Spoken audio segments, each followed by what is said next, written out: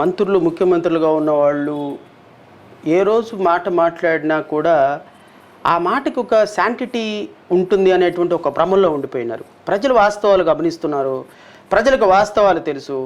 అమరావతి రైతులకి ఎవరు అన్యాయం చేశారన్న విషయం మీద వాళ్ళకు ఒక స్పష్టమైనటువంటి క్లారిటీ ఉందన్న విషయము బహుశా ఈ తెలుగుదేశం పార్టీలో ఉన్నటువంటి ముఖ్యమంత్రులు, మాజీ ముఖ్యమంత్రులు కావచ్చు, మంత్రులు కానీ తెలిసినట్టు అయితే నాకైతే అనిపించడంలా. బట్ ఆంధ్రప్రదేశ్ రాష్ట్రంలో ఇప్పుడు 2014 సంవత్సరం 15 సంవత్సరంలో భూసేకరణ జరిగేటప్పుడు, అమరావతి రైతుల భూసేకరణ జరిగేటప్పుడు నాకు తెలిసి ఒక 10,000 ఎకరాలలో ఒక పెద్ద భూ స్కామ్ జరిగింది సాయి గారు. అది ప్రభుత్వం ప్రూవ్ చేయటంలో విఫలమైంది.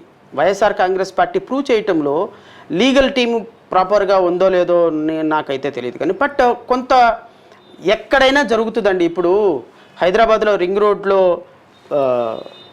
రోడ్ వస్తుందని అక్కడున్న రాజకీయ నాయకులు పొలాలు కొనలేదా? రేపొద్దున విశాఖపట్నం క్యాపిటల్ వస్తుందని అక్కడ పొలాలు కొనటం లేదా? నేనేమంటానంటే పొలాలు కొనటం అమ్మటం తెలిసి కొనడం వేరు, ఇది ఈ టైప్. పొలాలు కొనటం తప్పటం వేరు.